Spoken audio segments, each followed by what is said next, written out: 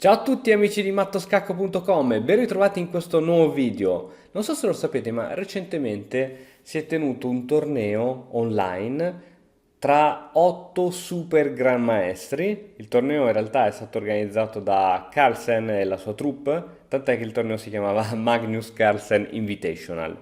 Hanno partecipato 8 super gran maestri dove c'era in palio un 70.000 dollari al primo per chi arrivasse primo, ma anche l'ultimo comunque guadagnava dei soldi, l'ultimo vinceva 15.000 dollari. Questo perché essenzialmente è un torneo di supporto per i gran maestri che comunque vivono soprattutto di tornei ed essendoci il periodo coronavirus, cose varie, comunque c'è stato un calo delle proprie entrate anche nei loro confronti, quindi hanno voluto fare questo torneo anche per supportare questi super gran maestri che comunque ci regalano sempre grandi emozioni. Hanno partecipato i migliori, ha partecipato Carlsen, ha partecipato Nakamura, ha partecipato Caruana. Secondo voi così, un nome a caso, chi è che ha vinto questo torneo? Vabbè, dai, lo sappiamo già. E ad ogni modo, voglio esaminare con te oggi questa partita lunghissima. Non è che vedremo tutte le mosse nel dettaglio fra Carlsen e Nakamura, giocata proprio nella finale. E vediamo un pochettino com'è andata. Carlsen col bianco apre con C4, E5, cavallo C3, cavallo F6, cavallo F3, cavallo C6, G3. Qui praticamente il bianco sta giocando una sorta di difesa siciliana al contrario, variante del dragone. Guarda, totalmente uguale. Cavallo B6. Ora questo cavallo si toglie da qui perché presto ci sarà la pressione del cavallo C3 e dell'alfiere G2, quindi possono esserci tatticismi. Il cavallo va in B6, ma noi sappiamo che la casa B6 non è il posto migliore per questo cavallo, anche perché sì, Nando va. Arroco corto, alfiere in E7, D3 per aprire anche la diagonale all'altro alfiere. Arrocco corto, alfiere 3, alfiere 6, fin qui tutto a posto. E adesso che bene o male le mosse di sviluppo sono finite, è il momento di prendersi questa colonna semiaperta con torre C1. È il turno ora del nero, anche lui adesso prima o poi dovrà togliere la donna e mettere in comunicazione le due torri, però prima viene giocata a cavallo D5.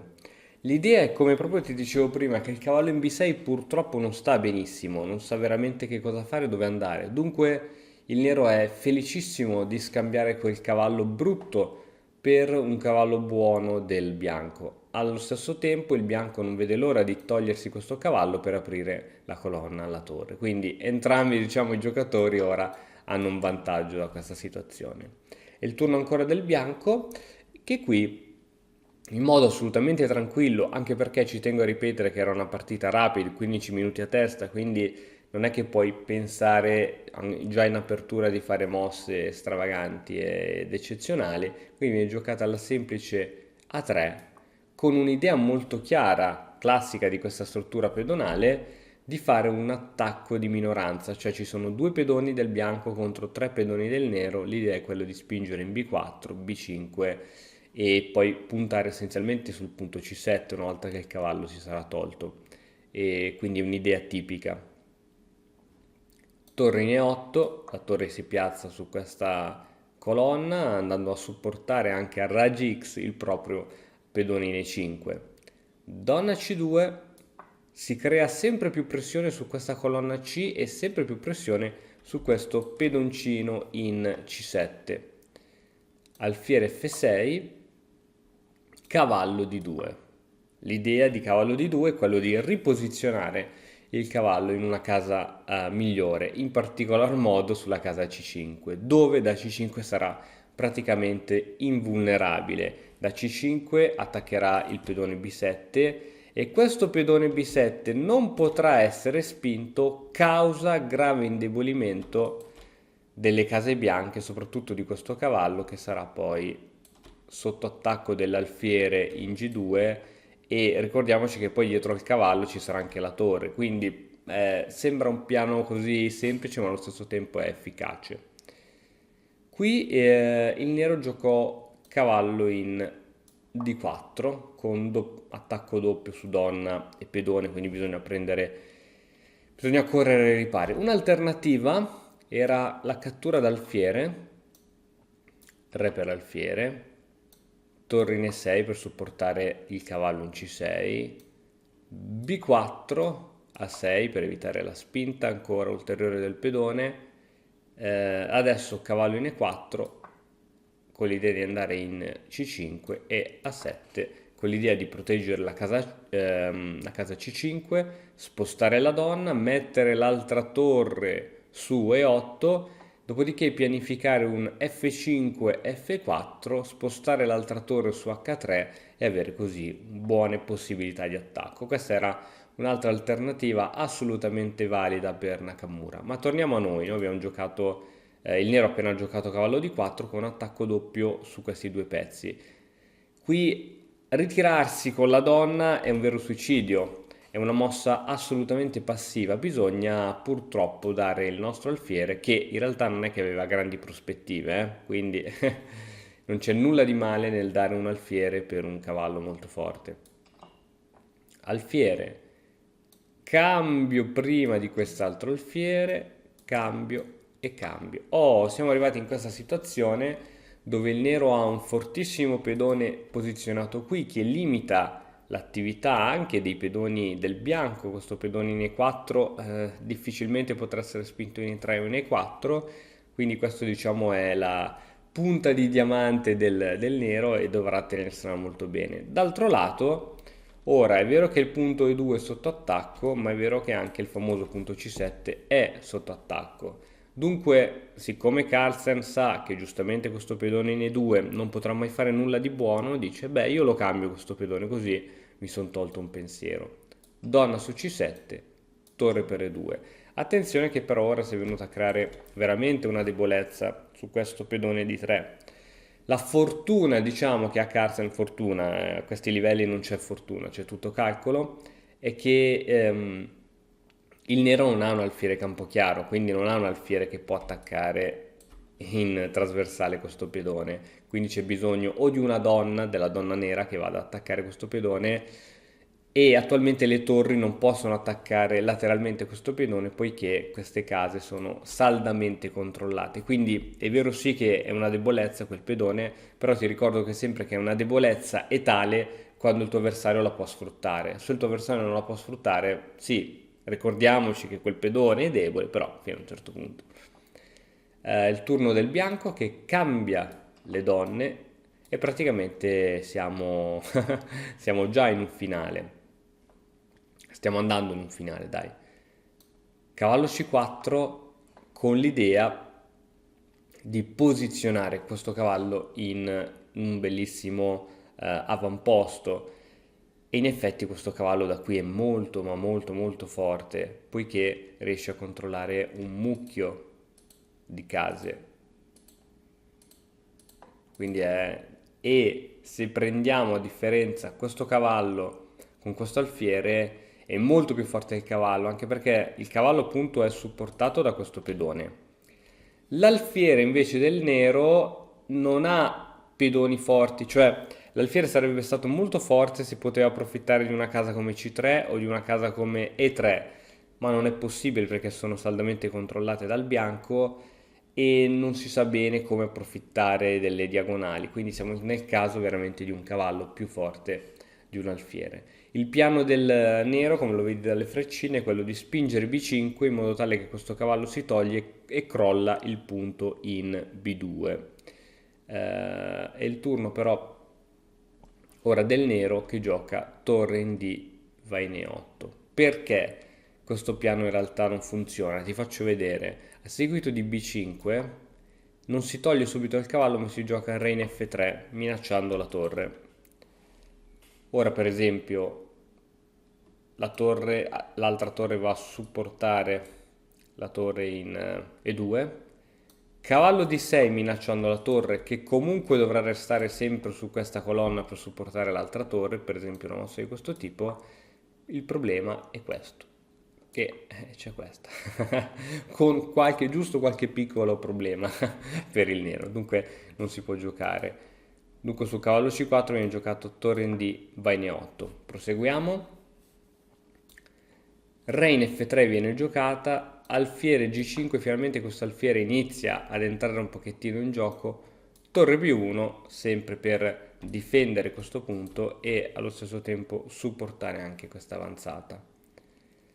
È il turno del nero che gioca torre in 2, va in E6, questa torre esce un pochettino dai meandri dell'esercito del bianco, A4, con l'idea appunto di evitare la spinta B5 del nero che vada poi a rompere le scatole al nostro cavallo che è perfettamente posizionato, H5, B4, finalmente il bianco riesce a spingere questi pedoni, G6, da notare come Nakamura sta mettendo i propri pedoni su case bianche per compensare il suo alfiere su case scure.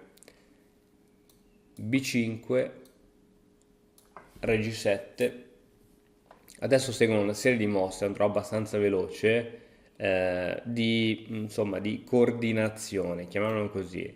Torre B2, alfiere in E7, torre C1, G5, questi pedoni continuano ad avanzare, il re si rintanna nella propria casa, G4, questa mossa è molto forte, controlla queste case, torre in C va in C2, sono un po' mosse così tranquille, alfiere G5, B6, sconquassando la struttura pedonale del nero e adesso torre B5, minacciando chiaramente di catturare quando si vuole sia su B6, ma adesso c'è l'alfiere sotto. Il nero protegge il proprio alfiere, F4, bellissima mossa, si prende con la presa al varco, se non conosci questa regola c'è un video in cui lo spiego, si chiama presa al varco, valla a cercare.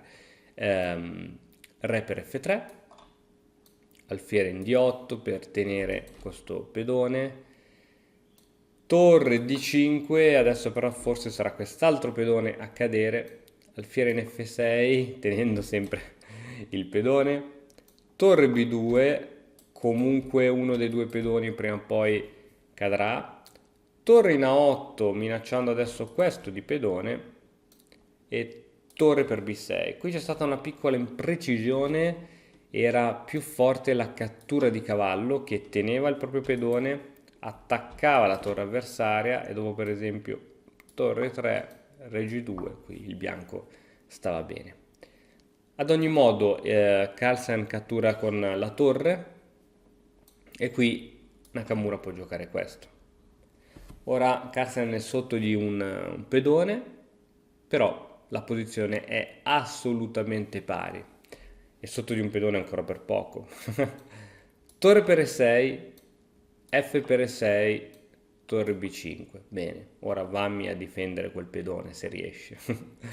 Torre in A1, non ci prova neanche Nakamura, torre per B7, si torna pari di materiale con essenzialmente un cavallo che abbiamo visto essere molto forte, un alfiere purtroppo cattivo. Questo è il caso di un finale con un alfiere cattivo contro un cavallo forte, sono problemi.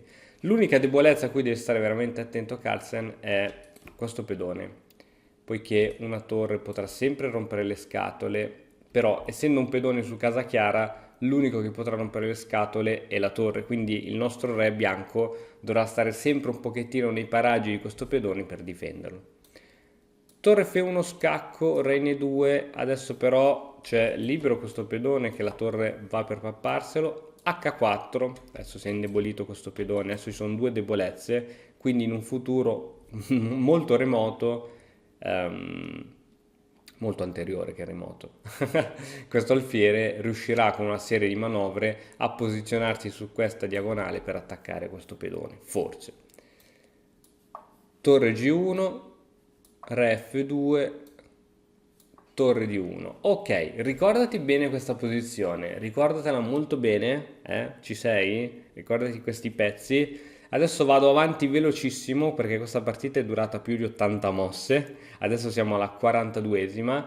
Adesso seguiranno una serie di manovre e fra 20 mosse ritorniamo praticamente a questa stessa posizione. Quindi vado veloce come un fulmine, via, torre, minaccia, il cavallo si toglie, alfiere che minaccia, torre che va, re che si sistema, un po' di manovre di qua, di là. Guarda che super telecronaca che sto facendo. Cavallo 4, torre che minaccia, il re che si avvicina, la torre che minaccia entrambe le debolezze del bianco, il cavallo che si toglie, di qua di là, di qua di là. Andiamo avanti, andiamo avanti, andiamo avanti, andiamo avanti. Andiamo avanti, ok, si manovra sempre con piccoli cosi, piccoli passi. Oh, e siamo tornati praticamente alla situazione di prima. Prima, se non erro, la torre era qui in B7, il re era in G6. Aspetta che vediamo la situazione di prima.